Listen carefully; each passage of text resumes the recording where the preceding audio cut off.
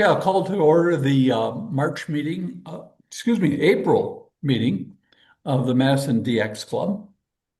And I don't know if I see Jim, our treasurer, here. If he shows up later, we'll circle back for the um, treasurer's report. And the last month our speaker asked that we not record the session, which we didn't, but I failed to record the business meeting, and we had some really good discussion on DX and so forth, so I apologize for that. We were able to uh, salvage the automated AI note taking. So for those who weren't able to make the meeting, I was able to send out the AI minutes, which looking over them, they seemed pretty good. But if people see things in these minutes that don't seem to make sense or misquoted or misspelt or whatever, um, just let me know. And I see that the sirens have just kicked off in Mount Horeb, which makes sense because when I look at that map, some of that ugly stuff is over in that direction. Um, so Ted and Ed, as I say, keep a sharp weather eye out. The the club does put on or publish its programs on our YouTube channel, so please uh, take a look at that from time to time. There might be a project you're working on or something you're thinking about or DX you've just worked, and you might find a program about that country, about that project and so forth on our YouTube channel. And as they say on all the YouTube ads, please like and subscribe because we make millions of dollars on our subscriptions, funds all kinds of de-expeditions. Someone's making money, but it's certainly not this club.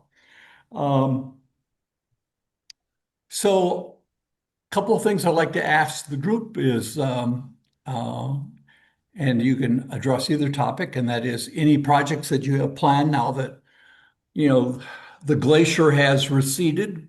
I don't know if it has for Scott, but I think in Wisconsin things are green, and whether you have antenna projects, tower projects coming up, and also DX that you've worked in the uh, last month or DX you hope to work planning to. The weirdest one or strangest one I got was Ethiopia showed up on FT8. Um, they were around for a couple of days and then they left, but I was able to make contact with them, and I thought that was fun because I wasn't expecting that. And that was just on the regular FT8 segments, not on any sort of, yep. Right, correct. I've got 18 that's in the a presentation, Ethiopia. All right, great. Dave?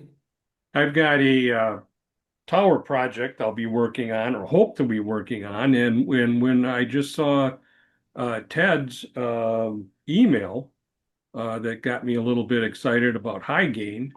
Um, I've had a high gain tilt over telescoping tower for about 3 years, but I procrastinated and MFJ closed their doors, so I couldn't get a base for it. And so I decided I'd go out and buy all the materials and build my own base. But now with the email, I see that they're opening back up. Maybe um, I can, maybe Ted, you could comment. It's a high gain tilt over crank up that it's the, what is it, HG 37SS. I just need the base for it. And if it's a possibility that they're going to pick that back up again, I would rather buy one that's already put together than to try and fabricate my own. I've got all the materials, but I certainly want to get that tower up. It's been laying the wrong way for way too long. So I want to get it up and get it into a good location here and get my 1296 antenna up much higher than where it is now. So that's the project I got going here. I have worked some DX. A lot of you will note if you do look on that colored chart that I usually try and change it from red to green on my on on on my call. If it's something that I've already worked before, I won't make multiple contacts on the same band or same mode. But I was excited to get Bangladesh as an all-time new one and Beauvais. I was Beauvais. I fought tooth and nail, and I was lucky I got them on 17 FT8, and that was it. I heard them plenty, but I never could hit the right combination on CW. So of the split with the right split with the right timing. So that's about it from here. Well, that's some good projects. When you say the base, is that the part that goes in the concrete or above the concrete? That's the part that this one is goes in the ground. Okay. Yeah.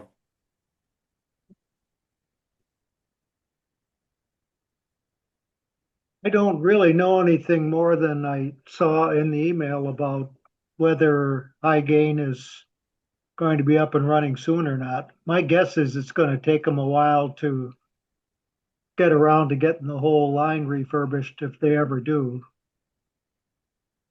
That was kind of my thought. I was wondering if anybody knew um, who the actual manufacturer of those base units was, as far as I would imagine they were subcontracted or something.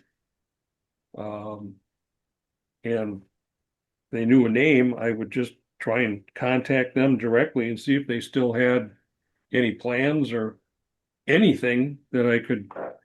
I had the tower for a while and I just procrastinated getting it in the ground and upright and never even thought of it when I heard that MFJ was going to close their doors. I never even thought of it um, until it was too late. And then, you can't get the base anymore. So either you're out of luck or you make your own. Dave, what's the nature of this base? I'm sorry, Ed. What's the nature of this base? How is it built? It's a three-leg base. It's got 1 inch round, 4 foot long legs for the 37 foot. The 50 something foot is a little bit different. I've got the measurements around here somewhere because I was going to build it, like I say. And then up at the top of the 1 inch by 4 inch by 4 foot rods, it has flat stock welded to it. And then it has the cross members down below that holds everything permanent. And it has two holes in each one of the ears. And it pivots on two of the legs. It pivots, and the third leg obviously stabilizes it when it's in the upright position. Each ear or leg has two 3/4 inch bolts that go through.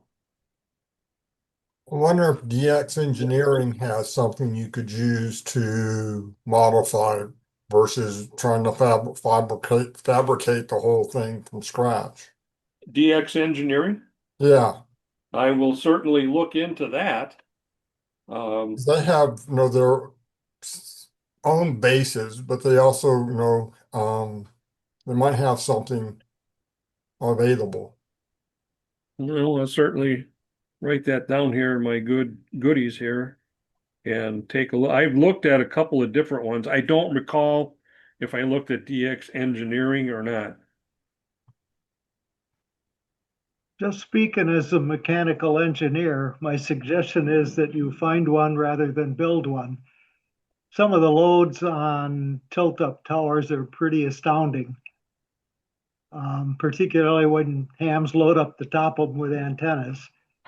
Ted, I agree with you 100%. I don't have an engineering degree, but um, I have extensive past in metal fabrication and welding and so on. So that was my last resort, was to build one. So if I can find one that is built to a standard, I would certainly rather have that. I don't have any idea where you'd get a drawing for it. If you had a drawing, that would be nice. Then you could just build it. Yes, I do have a drawing of it. Um, it's not a specification drawing. It's a it's a drawing, but it doesn't have any measurements or anything like that on it at all. Uh, but I have seen one that was in the ground already and have gotten measurements and stuff off. Okay. So, like I So say, this is building it is going to be my last resort, but I really want to get that tower up so I can get my 1296 antenna up higher than where it is now. So, Dave, you may want to try to contact the new owner. His name, I was able to find his name, and I know he's on LinkedIn and there's probably an email. And this, simple question is, one, are you going to build this line? I mean, he may just decide only to do meters or who knows what. And then secondly, if he's not, say, as part of the purchase of the intellectual property from MFJ, do you have the structural specification drawings for that? And the other thing is somewhere, and again, I don't know what the last year they manufactured that. It used almost all the tower manufacturers would have structural drawings that you could take to a zoning or building committee in your municipality that required like sealed stamped drawings for putting up towers. So I'm just wondering if floating out there somewhere, are structural drawings, which would have measurements and loads and stuff like that. And I think I gotta ask another question. I think I'm a little bit confused here. Is this a Rowan tower or a high gain tower? it's a telex high gain telescoping tip over. I didn't even know they made such a thing. Okay, thank you. Yeah, it's the 37-foot model. I know they've got two other models. One's a 50 something and one's a 70 something. And this one was right in the neighborhood, and I contacted the people via leaving a note there, and she called me and questioned me for a little bit, and then called her friend on the sheriff's department to find out if I was some kind of nut or if uh, he knew who I was. And as a matter of fact, small world, I actually worked side by side with that deputy when I was assigned to the fancy word Judicial Protection Division. And he vouched for me. So she said, yeah, come and get it out of here. I've wanted it out of here for years. So that's how I got that. But obviously, I certainly wasn't able to use the base that was there. And I think that was a cobbled base to begin with. When I looked at it, it had quite the combination of flat stock and bolts and all kinds of stuff holding it up there. But anyway, that's how I got it. I've completely rebuilt all the crank up, there's new cable all the way around, new hardware. Um, all that the rotor plate has been refastened to it. The thrust bearing it's all set to go. It's just unfortunately been laying the wrong way instead of standing up. Can you use the base for the taller tower? There's a base. I'm sorry, Scott, once again. Can you use the base for the 50-foot one? I checked the 50-foot is a wider base than the 37. Okay.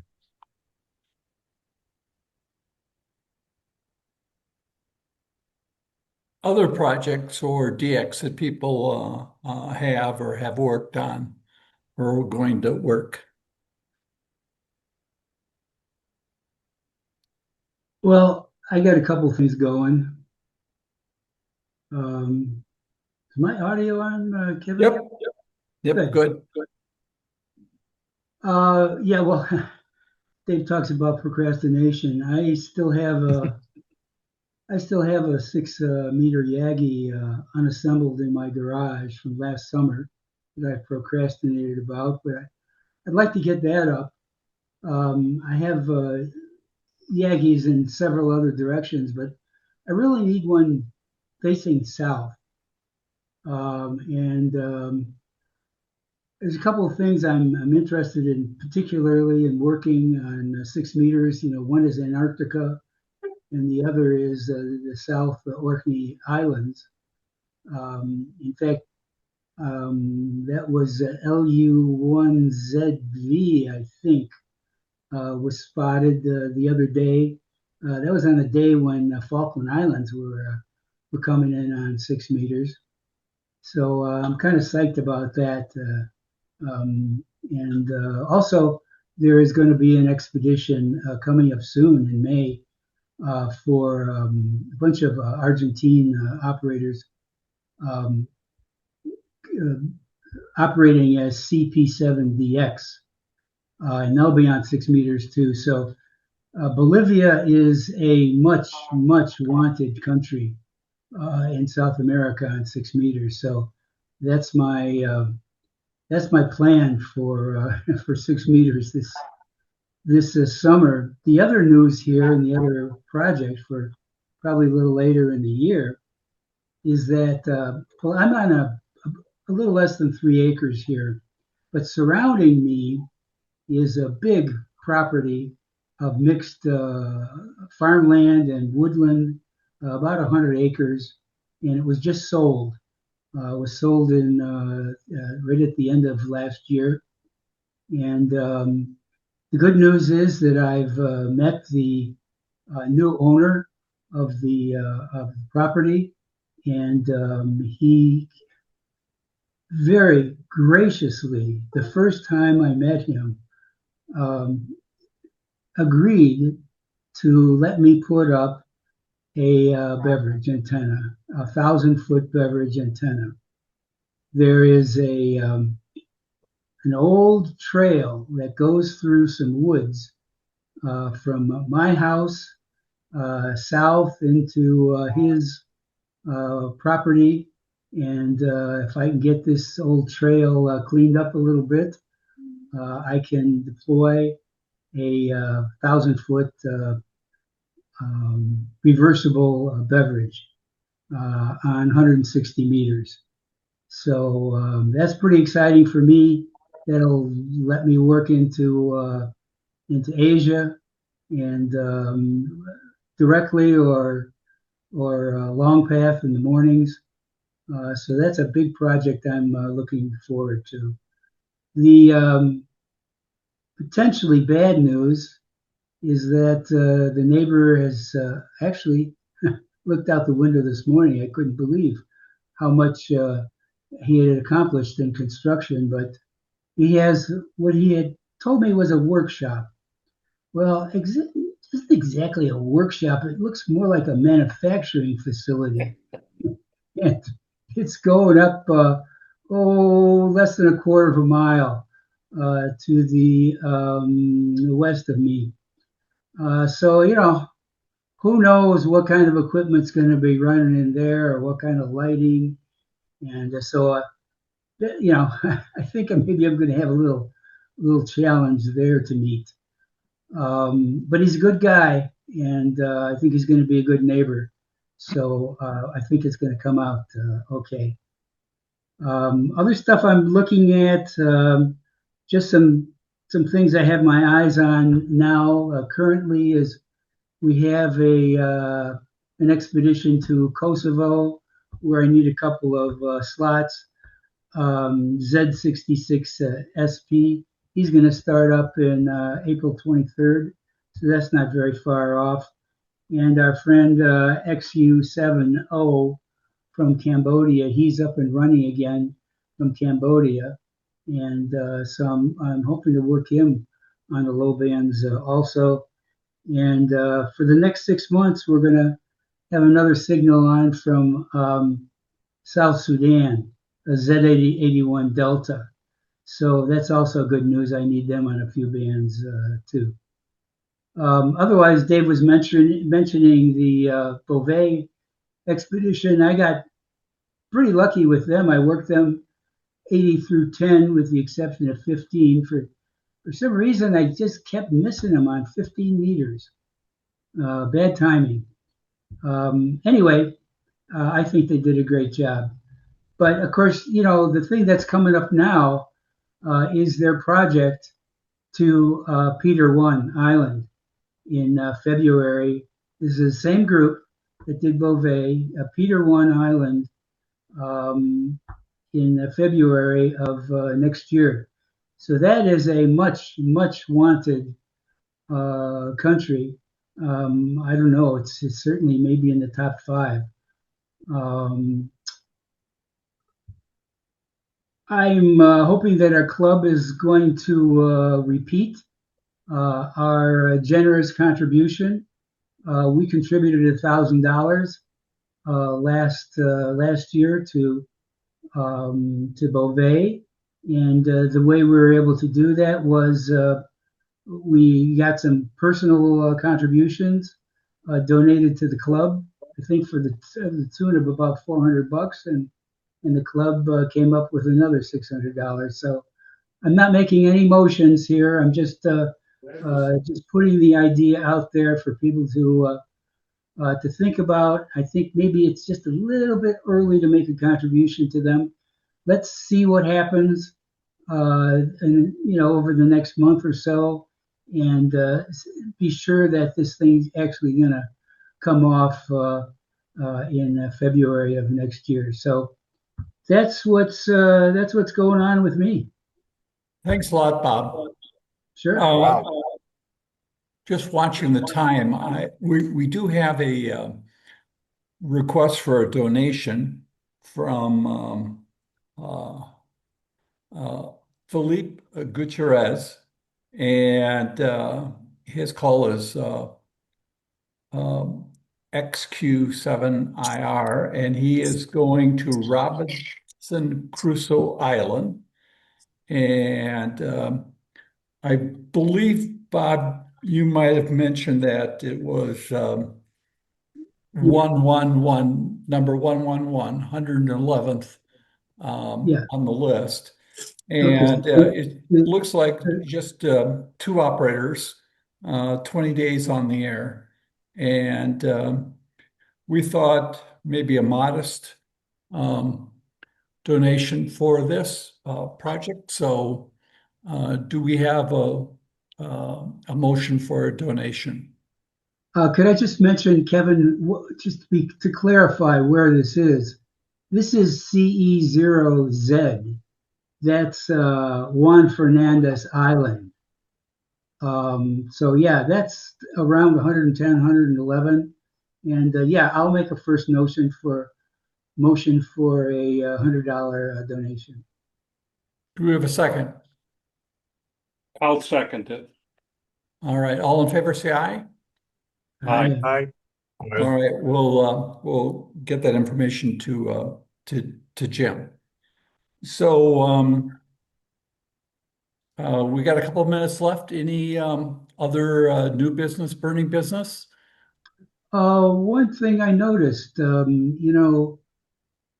we voted for a donation to the Fran Joseph Island de-expedition last month.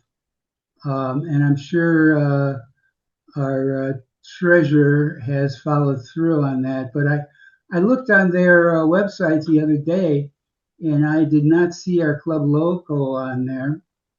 But I didn't see my personal contribution on there either. So I think maybe they're just a little bit slow in updating this. But I'll keep a good watch on it and just to be sure that we follow through on this. Yeah, it's my recollection that Jim did send that, but we can follow up on that.